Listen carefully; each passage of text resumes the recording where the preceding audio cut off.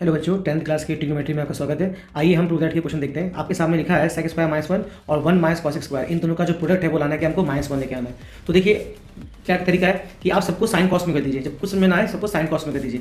तो हम जानते हैं कि सेक जो है वो कॉस का उल्टा है, तो ये क्या आ जाएगा 1 बाई कॉस, और जो कॉसेक है वो साइन का उल्टा है, तो कॉसेक की वैल्यू बोलेंगे 1 बाई साइन बोलेंगे। तो बस आपको याद रखना है। तो हम क्या करेंगे, यहाँ लिख देंगे हम लोग 1 बाई कॉस थीटा, बट क्योंकि यहाँ स्क्वायर है तो यहाँ 1 अपॉन कॉस स्क्वायर बोलेंगे, और इसको बोलेंगे 1 बाई साइन स्क्वायर थीटा, क्योंकि यहाँ पे स्क्वायर है। तो अब क्या होगा, हाँ यहाँ था -1, यहाँ पे था 1 माइनस था। अब अगर यहाँ पे हम सॉल्व करें तो हम जानते हैं कि यह एलसीएम हो जाएगा, तो 1 माइनस कॉस स्क्वायर ऊपर हो जाएगा, नीचे आ जाएगा आपका कॉस स्क्वायर थीटा, और सेम यहाँ भी होगा, ये 1 सेकंड हो जाएगा, तो 1 इंटू साइन स्क्वायर -1 अपॉन में साइन स्क्वायर थीटा।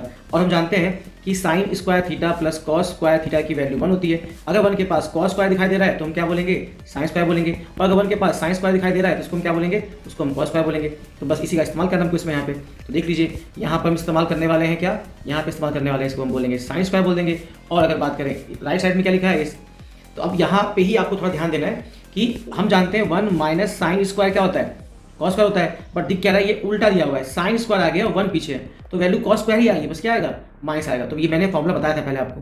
तो यहाँ पे हम क्या लिखेंगे, यहाँ पे हम लिखेंगे minus cos square theta, minus cos square theta, ठीक है। और नीचे क्या था, नीचे था साइन स्क्वायर थीटा, और यहाँ साइन स्क्वायर नीचे था कॉस स्क्वायर थीटा। अब देखिए sine sine cancel, cos cos cancel, value क्या आ गई -1। एक तरीका है तो आप ऐसे करिए, ठीक है।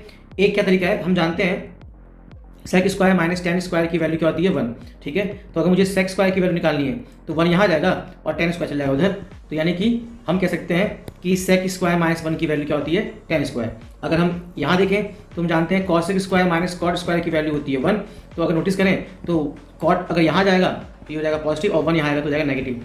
तो कॉसेक स्क्वायर माइनस 1 की वैल्यू क्या होती है, हमारा कॉट स्क्वायर। बट आप ध्यान देना यहाँ पे उल्टा लिखा है, 1 आगे है और कॉसेक पीछे है, तो हम क्या करेंगे, हम ऐसे में इसको उल्टा कर लिखेंगे, तो इसकी वैल्यू क्या हो जाएगी माइनस कॉट स्क्वायर, ठीक, क्योंकि उल्टा दिया हुआ है। तो बस आइए, ये कॉस स्क्वायर माइनस 1 की वैल्यू होगी आपकी टेन स्क्वायर वैल्यू हो गई, ठीक है। और 1 माइनस कॉस की वैल्यू रहेगी माइनस कॉट स्क्वायर थीटा, और टेन और कॉट का इंटू आता है 1, तो ये आपका -1। देखिए इससे भी आपका आंसर आ गया।